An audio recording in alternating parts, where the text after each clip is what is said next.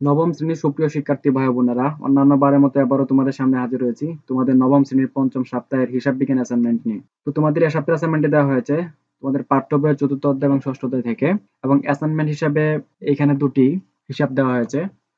তো আমরা এই দুটি হিসাবই করব। তো এই হচ্ছে তোমাদের উত্তর। আমরা তোমাদের উত্তরগুলো যথাযথ অনেক সুন্দর এবং স্মার্টলি করার চেষ্টা করেছি।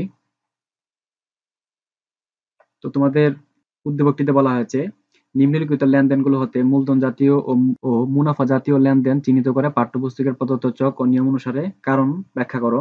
তো এখানে বলা হচ্ছে নিম্নলিখিত লেনদেনগুলো হতে, অর্থাৎ এই যে এই লেনদেনগুলো হতে মূলধন জাতীয় ও মুনাফা জাতীয় লেনদেনগুলো চিহ্নিত করে পাঠ্যপুস্তকের প্রদত্ত চক ও নিয়ম অনুসারে কারণ ব্যাখ্যা করতে বলা হয়েছে। তোমার ব্যাখ্যা করবে, কোনো সমস্যা নেই। দ্বিতীয় নম্বর বলা হয়েছে নিম্নলিখিত লেনদেনগুলো শাপলা পেনশনের আলোকে সাধারণ জাবেদায় লিপিবদ্ধ করো। এই যে এই লেনদেনগুলোর কথা বলা হচ্ছে, তো আমরা এটা করবো, এটা কোনো ব্যাপার না। তো ওরা একটা কথা বলে নিতে চাই প্রশ্নগুলো করার আগে, সেটা হচ্ছে যে তোমরা জানো যে ইডোয়াস থেকে তোমাদের সকল অ্যাসাইনমেন্টের প্রশ্ন এবং সেগুলোর শতভাগ নির্ভুল উত্তর দেওয়া হয়, তো এবারও তার ব্যতিক্রম হয়নি। তো তুমি যদি তোমার অ্যাসাইনমেন্টের খাতায় এই উত্তরটি পরিপূর্ণভাবে সুন্দর এবং মার্জিত করে লিখতে পারো, তাহলে তুমি সর্বোচ্চ নম্বর পাবে। কারণ গতকালকে নিউজে দেখেছি, বলা হয়েছে যে সেই অতি উত্তম নম্বরটি পাবে যার হাতের লেখা এবং খাতার সৌন্দর্য থাকবে। সো আশা করি এই বিষয়টা তোমরা মাথায় রেখে তোমাদের অ্যাসাইনমেন্ট সম্পন্ন করবে। তো তোমাদের প্রথম প্রশ্নটা ছিল নিম্নলিখিত লেনদেনগুলো হতে মূলধন জাতীয় ও মুনাফা জাতীয় লেনদেন চিহ্নিত করে পাঠ্যপুস্তকে প্রদত্ত ও নিয়ম অনুসারে কারণ ব্যাখ্যা করো।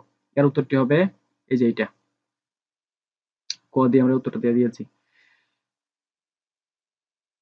আমরা কটা দেখানোর দরকার না, শুধু এই যে এইটুকু দেখালাম, তাহলে বুঝতে পারবা। এর মোট গড় হবে একটা, দুইটা, তিনটা, চারটা গড় হবে। এতে গড় হবে 1 2 3 4 5 6, 6টা গড় হবে মোট। আমি আসলে তোমাদেরকে এটা বোঝাচ্ছি না, কারণ বোঝালে ভিডিও অনেক বড় হয়ে যাবে এবং তোমার জন্য আসলে বিরক্তির কারণ হয়ে দাঁড়াবে।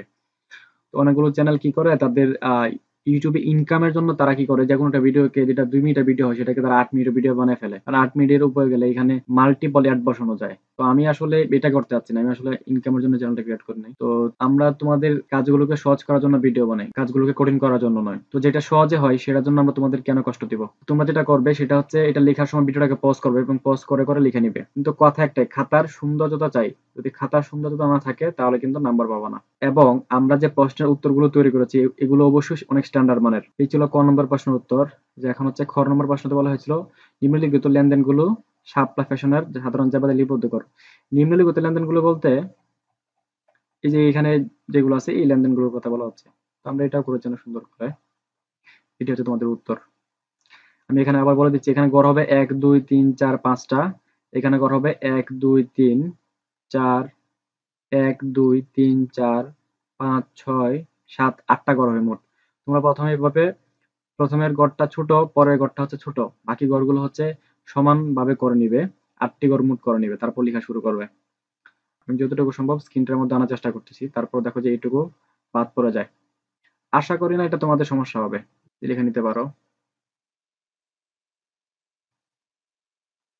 তোমাদের অন্যান্য অ্যাসাইনমেন্ট আমাদের এই চ্যানেলে দেওয়া হয়েছে, তোমরা সেগুলো দেখে আসতে পারো। আশা করি নিরাশ হবে।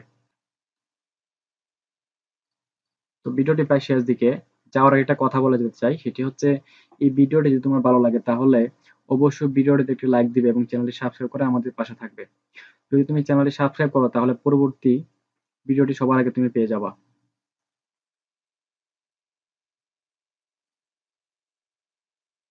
তো এই ছিল তোমাদের ভিডিও।